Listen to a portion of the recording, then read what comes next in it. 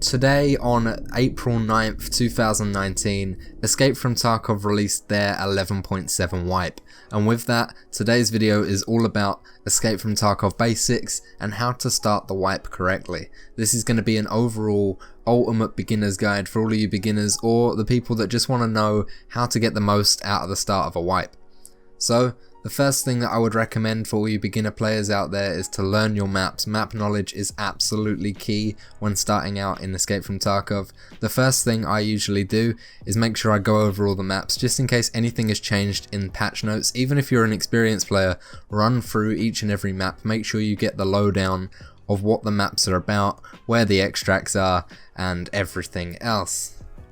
Now personally, what I do to learn maps really quickly is have the map open on another screen. If you have two screens, you can go to websites like gamemaps.co.uk.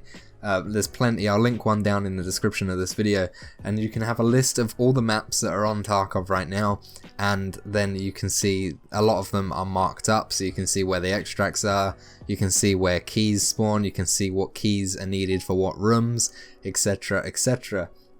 If you don't have a second monitor, go and play offline mode.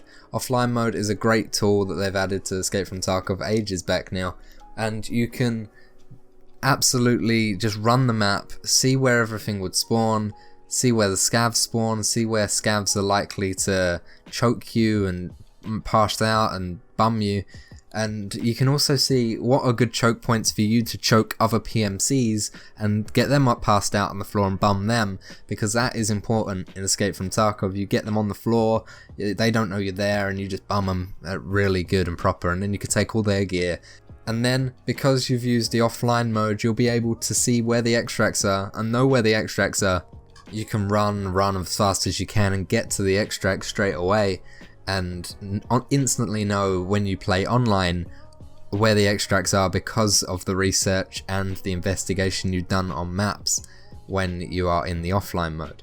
Again, even if you're an experienced player, I recommend going in to offline mode just to get a grips with where everything is, if anything has changed, because they do like to change things, slight minor details and tweaks that they haven't told you about previously. There is a lot to find within these maps, some of them that you're never going to find in the offline mode because some items like keys and rare spawns just aren't common enough to find just running a random raid. You're going to need to hunt and delve in, which is why online tutorials like key guides that I have made, for example, or Pestily has made some great map overviews. You can see where to find certain objects and where to go just in a quick little video. You can watch that in your spare time, maybe when you're coming home from work or you're sitting on the bog. You can pull out YouTube on your phone and just be like, oh, that's where that thing is.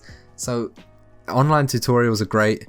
Offline mode is amazing because then you get first-hand experience, and also having a map open on, say, a second monitor is also pretty good as well, because you can see where everything is on the map at just a quick glance. This is mainly for new players, but if you want to know what extracts are available for you, because depending on what side you spawn on, your extracts are different on each map, you're gonna have to double tap O on your keyboard and then it'll come up with extracts, and there is always at least one open extracts and a number of extracts that are possibly going to be open but you don't know for sure. They are indicated by a load of question marks next to the name.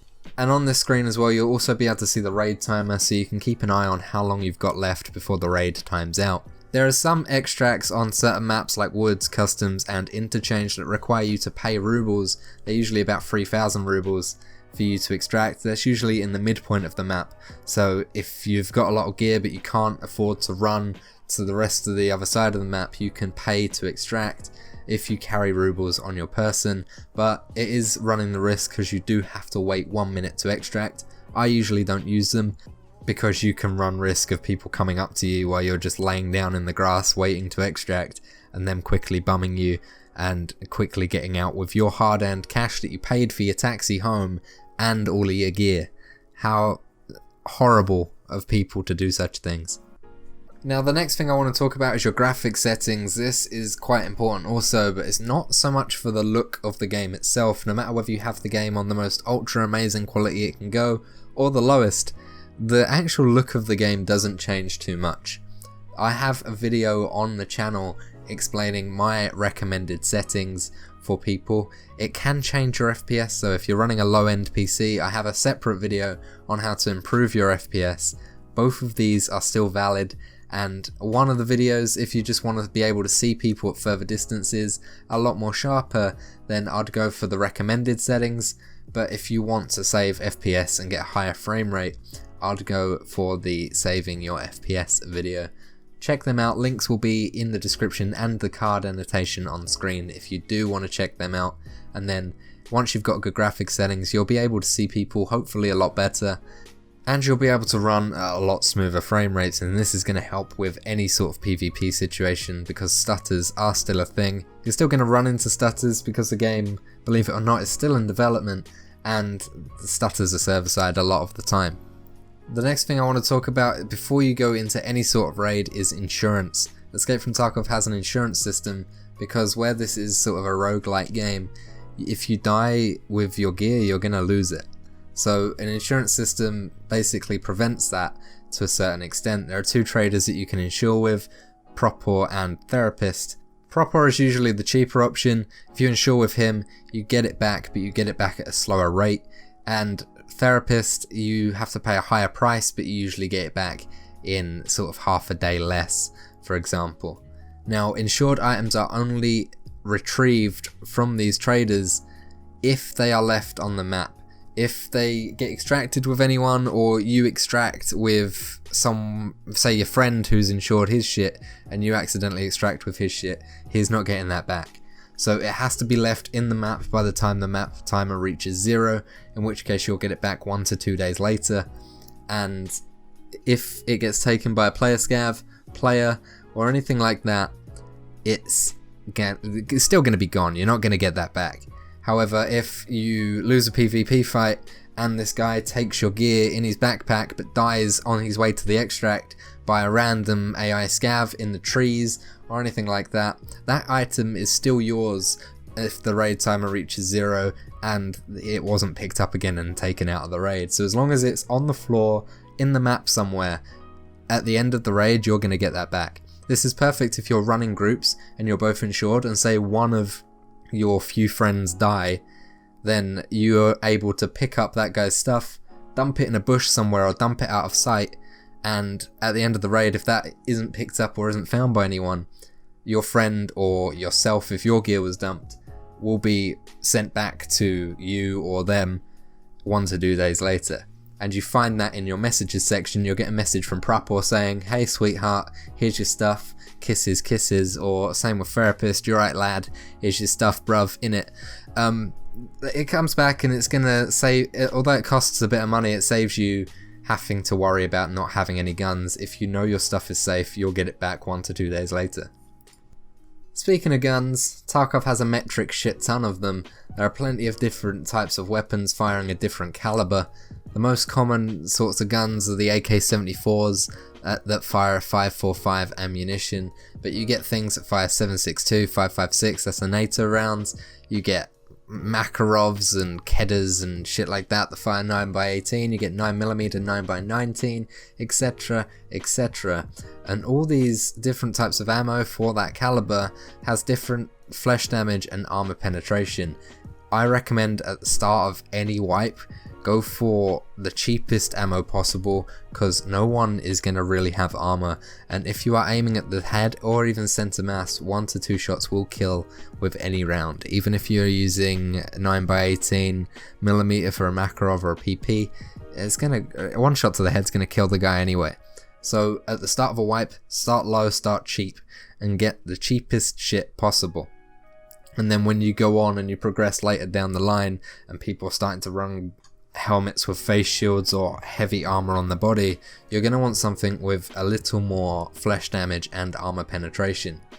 Again, there are resources online, and once again I will link in the description a ammo chart that you can use to find out which is the best ammo for your certain price point.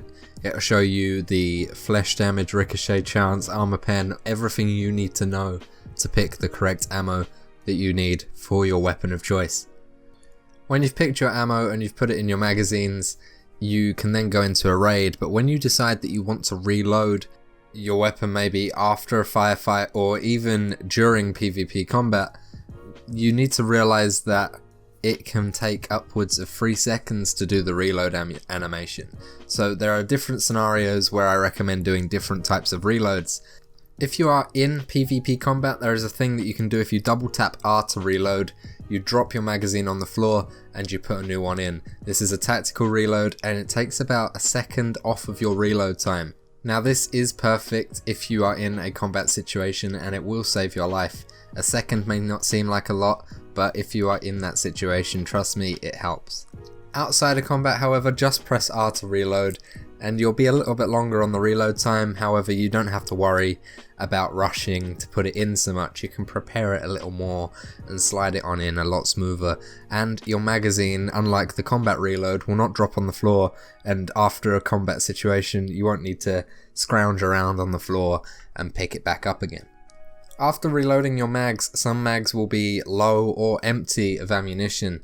Magazines do require repacking, and that's why you should bring extra ammunition in your safe container or in your rig. Dragging your spare ammunition over the magazines that need filling up will take time. They never used to ages ago, but they do now. If you have a drum mag, it can take forever, or if you have a large 95 round drum mag for the 545 caliber, it's going to take ages. So make sure you're in a safe spot to do this. It does take time. After any combat situation, your body may lose some HP. If you press tab and go into your player's menu and go onto the medical section of your screen, you can see a breakdown of what body part was hit, if you are bleeding, if you've got a fracture, all sorts of stuff like that. Some of your body parts may even be black, where it has 0 HP left on that body part. If they are black, for example, if you have a black arm, you'll have a lot worse aim, your weapon sway will be a lot greater, and your recoil control will be worse. If you have a black leg and you haven't taken painkillers, you have limited speed, and if you run on it, if you sprint, you will receive damage to your leg. That is even after you take a painkiller. If you run on that, you're going to still hurt yourself if you continue to run on a black leg.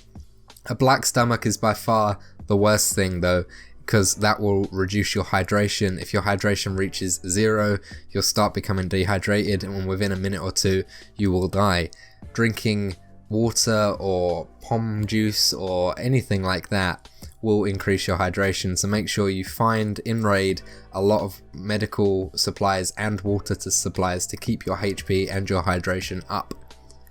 If you are carrying medical items on your person, which is 100% recommended, if they are in your pockets or your tactical rig, you can hotkey your meds by pressing the letters 4 to 0 while hovering over the item, and this will allow you to heal yourself or take painkillers or even throw a grenade or drink water a lot easier. Just like a splint, if you find Vaseline in raid or take one in with you, you will be able to cure a fractured limb, whether that is arm or leg, without them being blackened, though it will not fix a black limb. If it's still got HP in it and it's fractured, you'll be able to rub some Vaseline over it and you won't be fractured anymore. It's like a splint, however it has multiple uses. They're very good, however I usually keep mine in my safe container so I don't lose them. Golden stars are another Vaseline type object, and if you go into a raid and you've got a black stomach and your hydration is near 0, if you use the golden star, it will boost your hydration all the way up to 100. Again, this is a multi-use product and it is obviously worth keeping in your safe container also. Now I'm going to go over some suggested loadouts that I like using at different points in the wipe. So at the start of the wipe, about level 15 to 30, and then end game wipe where you can take out a lot more things. My beginner loadout is quite easily one of two things: a PP19 with a simple red dot on top of it and no armor, and just say a scav rig or a blackrock. This is able to shoot 9mm very fast and very accurate. It's cheaper than an MP5 and you are able to get this at loyalty level 1 traders. You can fire PST or PSO 9mm ammunition, and hitting an unarmored target, they are going to fall quite quickly. This is perfect for scav hunting or at the start of a wipe when no one is running armor. If you don't want full auto, however, I would go to proper loyalty level 1 and you can see a manual loading SKS. It's cherry wood and has its own 5-round magazine in it. I would get one of them. It's 7.62, you can fire a high powered round out of that at a very low level. Again, I wouldn't take anything but a scav rig or a Blackrock or AVS for this loadout, and I wouldn't even take armor unless you've got it spare. Armor is very overpriced considering if you're a low level you might not be able to afford it. My mid-tier loadout is an AK-74, just slightly modded. I've got a video on my budget sort of AK build. I'll pop that up on screen. Again, it's going to be in the card annotation and in the description. If you want to mod a weapon out like this, it's very, very good. You can get the rubber butt pad on the stock as well, and you're able to lay down some serious firepower. It's 5.45 ammunition, but it's automatic, it's quite accurate, and 5.45 to the chest or head. Even with some body armors, it isn't gonna take long for them to fall on the floor. And even if you find the eagle neck ammunition, you're able to basically take out anyone really quickly. It's a very high penetrating armor and it is worth a lot of money. If you do find eagle neck, however, I would save it, put it up on the flea market, because that shit is worth a bomb. And then late game, I usually use either MP7s or M4s. It really opens up to you at that point. By that point you have most of the traders max level and you're able to get a lot of the stuff. You have a bit of money and you have confidence in PvP situations.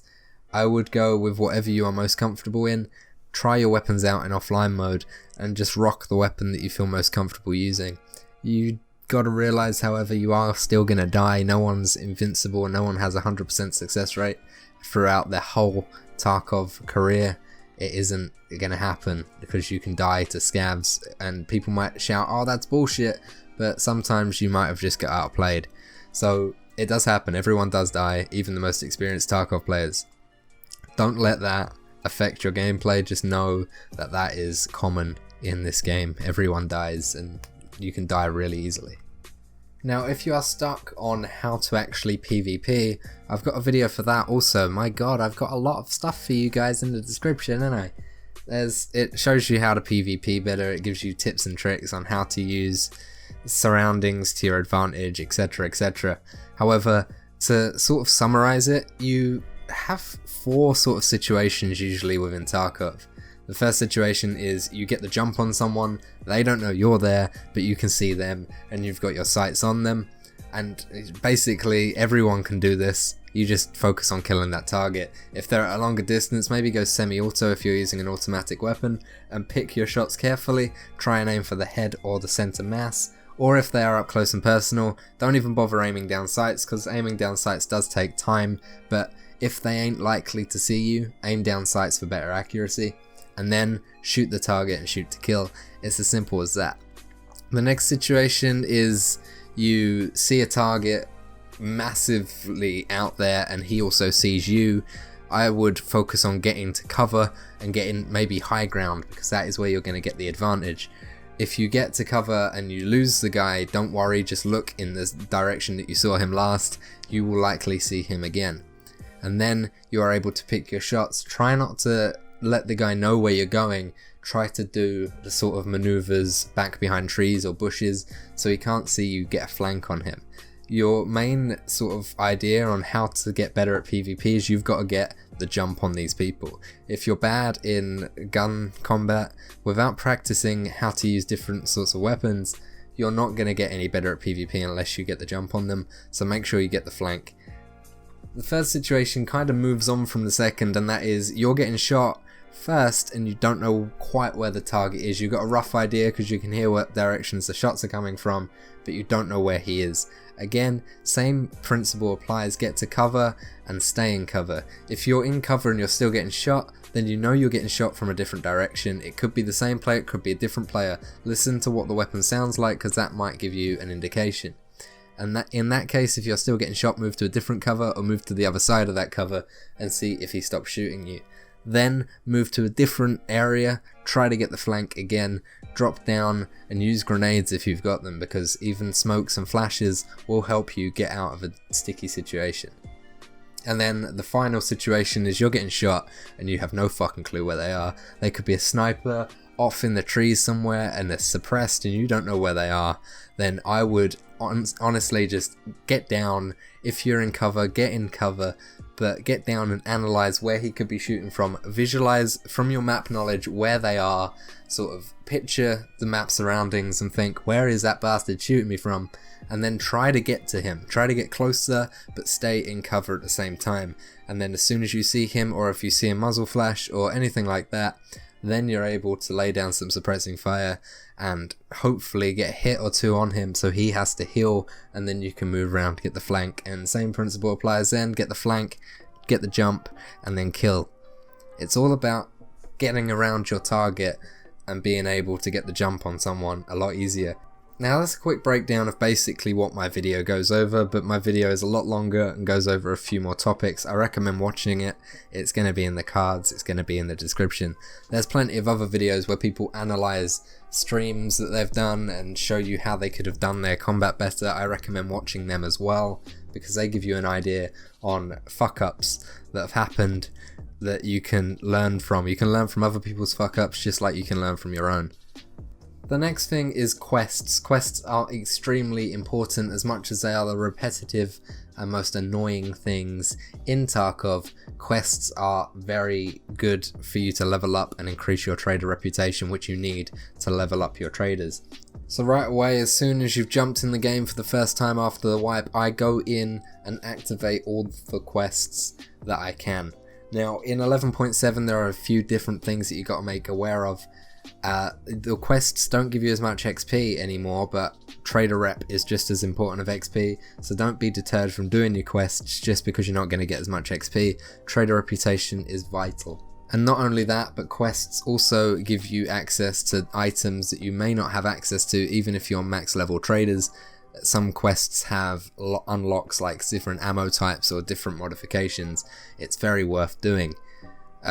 Certain quests require you now in 11.7 to collect items. Before, you used to just be able to go to the flea market and buy your items, but now a lot of the quests are requiring you to get them in raid. If you find any quest items, there is a link in the description for a picture and this picture on screen that shows you all of the items you're going to need for your quests. If you find any of them and you know they're coming up, then put them straight away in your secure container and put them in your stash, because then they are classified as picked up in raid and you will be able to drop them off as soon as you get that quest active. The most annoying one is Tshonka, morphines, etc, etc, and then you've got car batteries and all this shit. It's very annoying. There is a full list, like I said, in the description and on screen for you to check out as well. Now the final thing to get yourself on your way in Tarkov and have a better playing experience is stash management. This is the most annoying thing for players that have bought just standard edition, and I know I used to have a standard edition stash. Your stash is very small and players at the start of the wipe like to hoard a lot of things. Now right now there is no in-game way to increase your stash size. You have to do it through upgrading your tier of game, and not everyone has the money to do so. So there are things in game that allow you to improve your stash management. I would sort things out from medical items and separate them into different sections in your stash so you are able to get to things a lot easier. Rather than sorting through a pile of mess, you can put your stash in different sections so you can pick out things that you need a lot easier. If you get to loyalty level 3 therapist, you can buy an items case for 15 off moloscopes, or level 4 and you can buy it with euros. It's expensive but it's worth it. It takes up a 4x4 slot but has a storage capacity of 8x8. It provides 64 slots for a 4x4 slot, so you're getting a 48 stash space advantage, so you get 48 extra squares in your stash to put random shit. Now this can store almost every item including weapons and armor. If you also get to mechanic level 2, you can buy a weapons case, and that is for 7 bitcoins at mechanic level 2, or if you go to skill level 4 it can be bought, and this will allow you to do what it says on the tin, basically store your weapons, your weapon modifications and your ammo inside of here. You can also buy a Lucky Scav junk box. This has storage for random miscellaneous items, and there are plenty of other item cases as well, like a food case, a mag box, everything like that, ammo cases. All of those things can easily sort your stash out for you if you have the time and you have the money. A great way to save stash space straight off the bat though is you take off certain parts of your weapon in stash. So you take off the pistol grip and unload the weapon, and it'll usually reduce your weapon to say 5x2 to 5x1. It saves a lot of space in the long run, especially if you have a smaller stash. I'd also use your backpacks to store certain items, so you can have a backpack for say meds or a backpack for weapons. It allows you to have a sort of set process of what backpacks to go to have different items stored in different places. I'd also put your backpacks inside of other backpacks. They all go into one another, as long as you're putting the small ones into the big ones and not trying to cram the biggest backpack in the game into a little MBSS. It's not going to work like that. You need to put your MBSS into an attack too. So once you've done all that, you've got your quests on the go and everything like that. If you get stuck on a certain quest, just YouTube it. It's a lot easier. There are plenty of guides on YouTube on how to do certain quests, and it's going to help you out a lot. But this video is long enough. All of the resources are going to be either in the cards throughout this video or in the description. I hope you guys found this helpful. If you did, a like is always appreciated. Subscribe for future content, and in the description also, while you're down there for the resources, there is my Discord. Join that if you want to find some friends to play with, or if you need any help, just comment down below in the comment section or go onto the Discord and we will be able to help you there. There is also a Twitch channel for you to follow, as well as my other social medias. You'll find updates and random events on both of those. Thank you so much for staying to the end. I'm sorry this is a long one. I tried to cram in as much as I could in a short space of time. But enjoy yourself, have fun in Tarkov, and remember, shit will always get worse before it gets better. Don't get disheartened, stick it out, and you will have good days and bad days throughout your Tarkov career. Anyway guys, I love you all. Goodbye.